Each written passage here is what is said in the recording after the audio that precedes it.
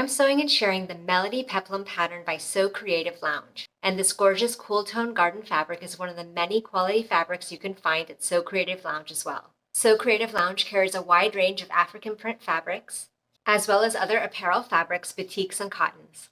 I've left a link to their website below so you can check out their fun collection of sewing patterns just like this one, as well as their standout collection of fabrics. This Peplum pattern is beginner friendly and great for all levels. I hope you sew along with me, so grab that pattern, cut out your fabric, mark your notches, and let's get started. Transfer your front bodice darts onto the wrong side of your fabric using a tracing wheel and tracing paper. Now that I've transferred those lines, I'm ready to pin my darts. Fold the dart in half and pin through one dart leg and out the other.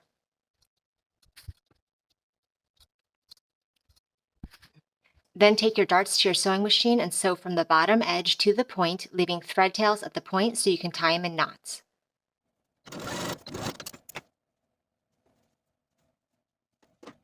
And then press your darts toward the center. Place your front and back pieces right sides together and pin your shoulder seams and your side seams. Sew your shoulder seams and side seams with a 1/2 inch seam allowance and then finish your seams in your preferred method. I'm going to be using my serger.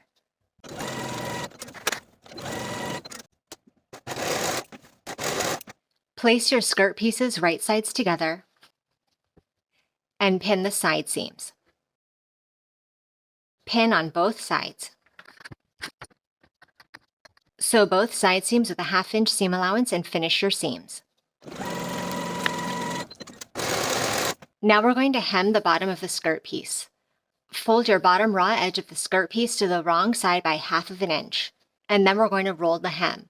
So we're going to fold that raw edge to the crease, and then roll that hem on the crease and pin in place all the way around.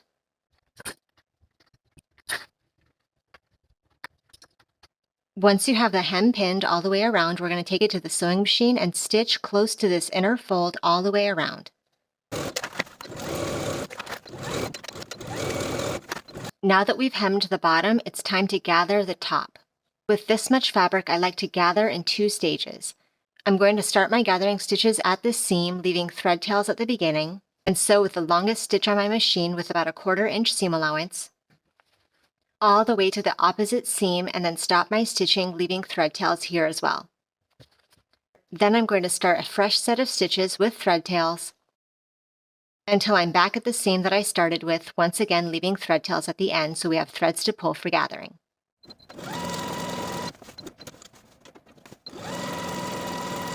Here is the center back seam of my back bodice. Before I attach the peplum and install the invisible zipper, I want to finish the seams at the center back for both center back pieces. I'm going to be using my serger. The pattern calls for a 16-inch long invisible zipper, and I've just chosen a zipper that is about the length of my back bodice. You just want a zipper that will allow you to have at least a 1/2 inch clearance at the bottom so that we have enough room to attach the peplum. I'm going to open up my zipper and take it to my ironing board and press open and flat those curled teeth of the invisible zipper. Do this on both sides. Now that those coils are pressed open, I'm going to take the left side of my zipper and place it right sides together with the left back bodice. I want the top of my zipper stop to be a 1/4 inch from the raw edge of the neckline. Continue pinning the side of your zipper all along the serged edge of your bodice. And then using a zipper foot or your invisible zipper foot, sew down the zipper close to those zipper teeth all the way from the top to as far as your zipper foot will allow you to get to the bottom of the zipper.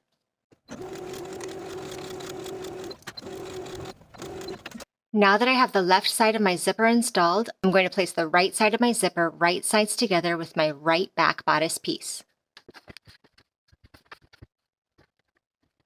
And I'm going to pin it in place just as I did on the left side, making sure that the top zipper stop is a 1/4 inch from the neckline.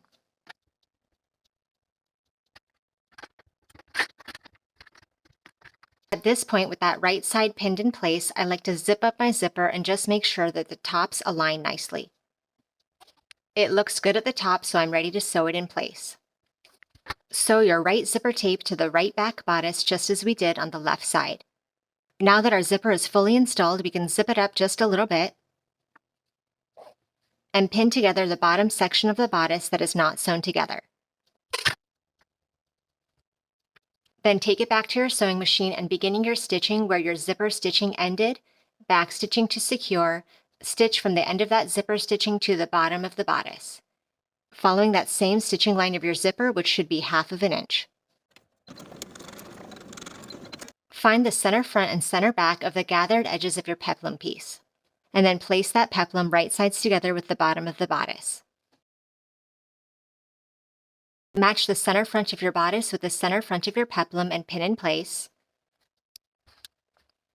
Also match both of your side seams and your center backs. Now we can start pulling the gathering stitches of the peplum until the peplum fits the skirt from notch to notch. Now that the material fits from my side seam to my center back and the gathers are distributed evenly, I'm going to pin that section in place. And now I can gather the other half of this peplum. Do the same to gather from notch to notch on your front piece. Now that I have my peplum pinned to my bodice all the way around, I'm going to take it to the sewing machine and sew it with a 1/2 inch seam allowance all the way around and then serge my seams to finish.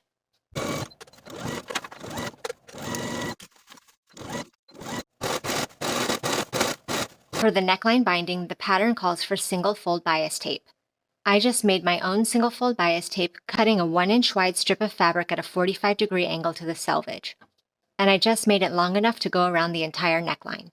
And then to make it single fold, I just took both of the raw edges and pressed them to the wrong side so that the raw edges meet in the middle. I'm going to open out those pressed folds of my bias tape and find the very center of the tape. I'm going to match the raw edge of the center of my strip with the raw edge of my center front neckline and pin in place. I'm going to continue matching these raw edges all around the neckline. Now I have that bias tape pinned all around the neckline. I'm going to allow the bias tape to extend beyond the zipper, which is still folded back to the inside of the garment, just as it will be when we wear it. I'm going to let it extend beyond that center back by about 1/2 inch and trim off the excess. And do this on both sides. Now I'm going to sew my bias tape all around the neckline within the crease in my binding that's closest to the outer raw edge.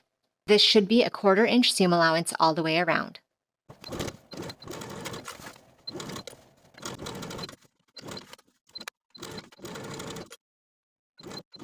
Now that my binding is attached to the neckline, I'm going to fold the binding back along the seam line that we just sewed. So now I have that binding pressed back along the seam line, and I have the folded edge of the bias tape on the inside tucked underneath. And I'm going to pin it in place all the way around. At the zipper ends of your back bodice, fold back the short ends of your bias tape, folding it back that 1/2 inch distance that we allowed to extend beyond the center back. Now we'll have a nice clean finish at the edge, and we can fold back the top along the seam line just as we were doing before.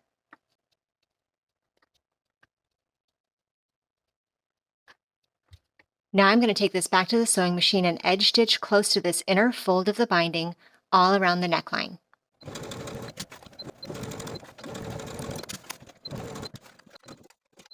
Fold your sleeve right sides together, pin the short seam. Sew these short seams with a 1/2 inch seam allowance and finish your seams. I'm going to go ahead and hem both of my sleeves now before they're attached to the bodice. I've taken the raw bottom edge of the sleeves and turned them to the wrong side of the fabric, giving them a press 3/4 inch. Now, just as we did to hem the peplum, I'm going to do a rolled hem here. I'm going to take that raw edge and fold it to the crease, and then on the crease, and pin in place all the way around. Now that I've rolled the hems for both of my sleeves, I'm going to take it to my sewing machine and sew close to this inner fold of the sleeves all the way around both sleeves. Before I attach the sleeve to the bodice, I'm going to sew basting stitches from notch to notch. We'll need these basting stitches so that we can pull the threads to ease in the sleeve cap into the arm side. Sew your basting stitches with about a 1/4 inch seam allowance, leaving thread tails at the beginning and end of your stitching. And do this for both of your sleeves. Now I'm going to place the sleeve right sides together with the armhole. Make sure that you match the notches that indicate front and back. Pin together from the seam to the notches on both sides of the sleeve. And then you can start pulling your gathering stitches so that the sleeve cap fits the arm side. We're not trying to create gathers here, rather we're just trying to ease the materials together. So all of the gathering that happens will be within the seam allowance and not beyond. Once the sleeve fits nicely into that arm side, pin in place. Now we can sew the sleeve to the bodice all the way around with a 1/2 inch seam allowance. Sew slowly and carefully so that you don't catch any puckers in your gathering stitches around the top of the arm side. Once you've sewn that in place, finish the edges in your preferred method.